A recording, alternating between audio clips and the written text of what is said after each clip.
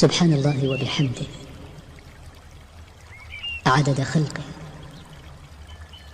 ورضا نفسه وزنة عرشه ومداد كلماته. السلام عليكم ورحمة الله وبركاته. اللهم صل وسلم وبارك على سيدنا محمد وعلى آله وصحبه أجمعين. يا صباح الخير عليكم كل اخواتي وحبايبي اللي منورين بوجودهم معايا دايما ومشرفين على قناتي.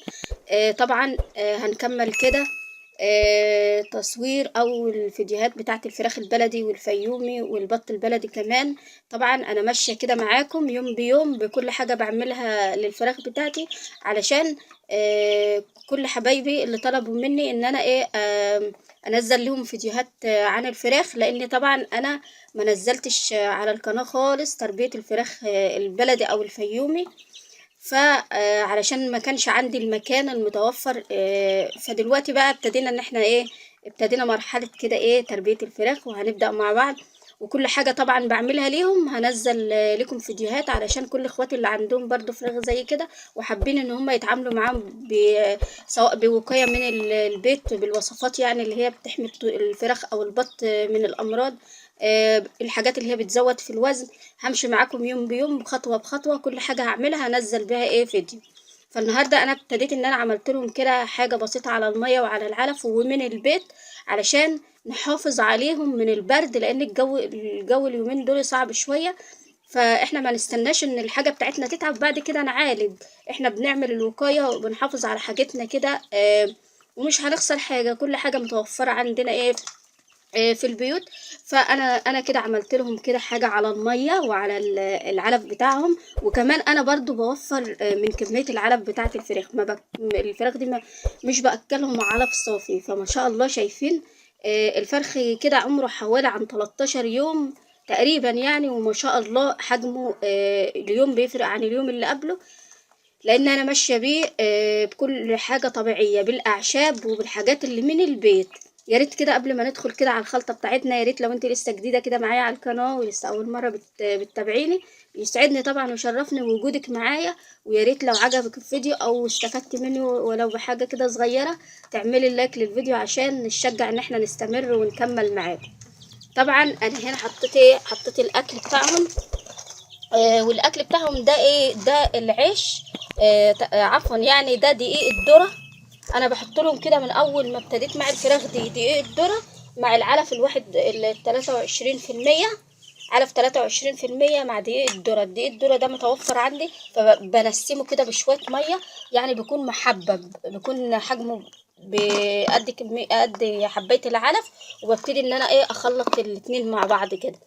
وطبعا حطيت معلقه من حبه البركه. حبه البركه دي بتزود في الوزن الفراخ جدا وبترفع المناعه وبتزود في المناعه وحلوه خالص. وده طبعا بالاضافه لمعلقه الكركم، برضو حطيت معلقه كركم ومعلقه حبه البركه على الدقيق الذره اللي انا منسماه على العلف 23%. دي كله كده حطيته كده مع بعضه على العلف.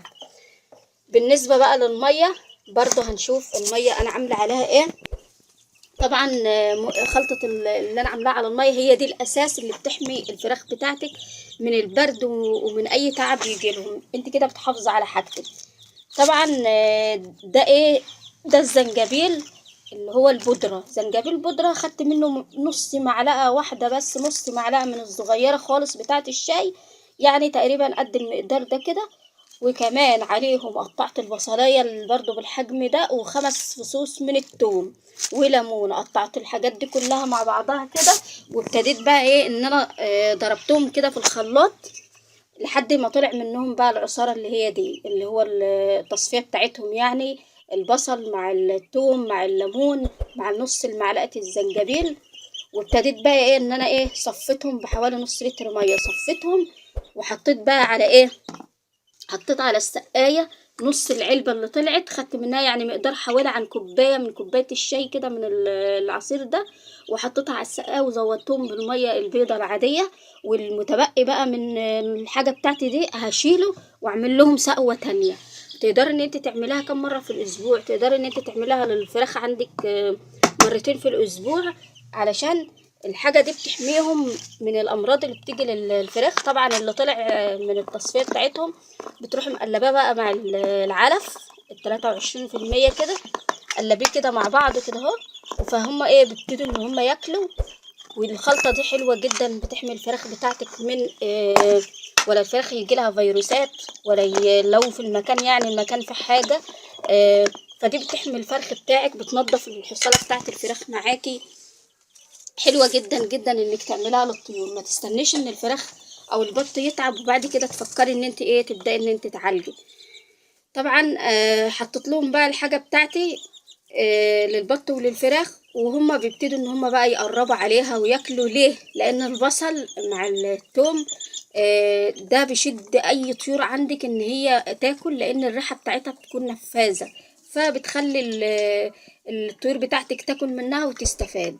انا بقى ابتديت ان انا قلبت كله بقى مع بعضه وحطيته للفراخ، وهيبتدوا ان هما واحده واحده كده يقربوا عليها وياكلوا. والميه برضو نفس الطريقه. طبعا الميه انا رافعاها من على الارض علشان السقايه بتاعتي تفضل نظيفه، علشان الكدن ما يدخلش فيها وعكر الميه برضو. مهم جدا ان انت تعملي السقايه ترفعها من على الارض. كل ما الحاجه تكبر معاكي البط او الفراخ، كل ما بترفعي لهم الحاجه اللي انت بتحطها فيها الميه، علشان العلبة او السقاية تفضل نظيفة. شايفين الفراخ قربت اهي، لان ريحة البصل دي بتكون ريحتها شديدة كده. هي البصل والثوم مع الليمون بيعملوا ريحة كده حلوة الفراخ بتاعتك، فبتفتح الشهية. الخلطة دي بتفتح الشهية، بتحافظ عليهم من اي امراض، وبتكون كويسة جدا. ما شاء الله بسم الله ما شاء الله. طبعا مهم جدا الفرشة تكون نظيفة، علشان احنا عارفين ان الفراخ دايما بتحب تقعد تنكش في الارضية كده. فلو الارضية مش نظيفة بتلاقي الفراخ ابتدت ان هي تتعب منك، تلاقيها ابتدت ان هي يجيلها نزلات معوية. فاحنا في غنى عن ده كله.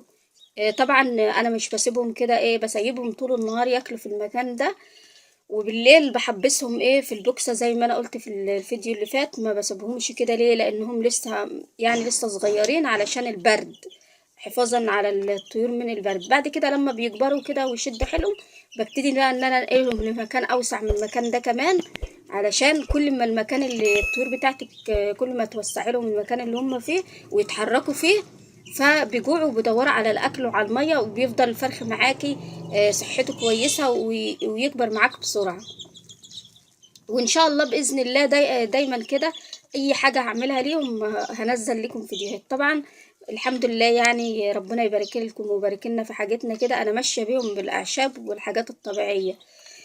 مفيش احسن طبعا من الحاجات اللي هي الطبيعيه انك تحطها للطيور بتاعتك.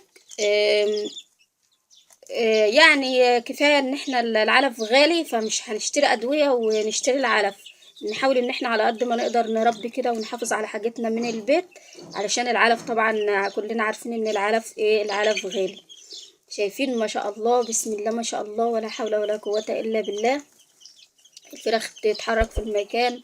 والاكل طبعا انا بحط لهم المقدار اللي هم هياكلوه. يعني ساعة زمن وبلاقيهم بقى خلصوا العلفة اللي قدامهم دي، ببتدي بقى ان انا احط لهم جديد. كل ما البط او الفراخ بتاعتي حطيت لهم الحاجة اول باول جديدة، يعني الاكل مش يفضل قدامهم باستمرار على طول، لازم تجوعهم شوية وترجع تحط لهم الاكل. يعني ممكن تشيل الاكل ده من قدامهم كده نص ساعة ولا حاجة وترجعي تحطيه تاني، بتلاقيهم ابتدوا ان هم يقربوا عليه ويهجموا كده على الاكل، وفي شهية مفتوحة.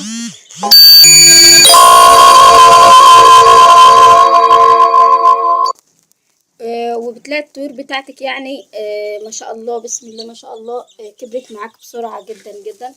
ان شاء الله باذن الله ان شاء الله.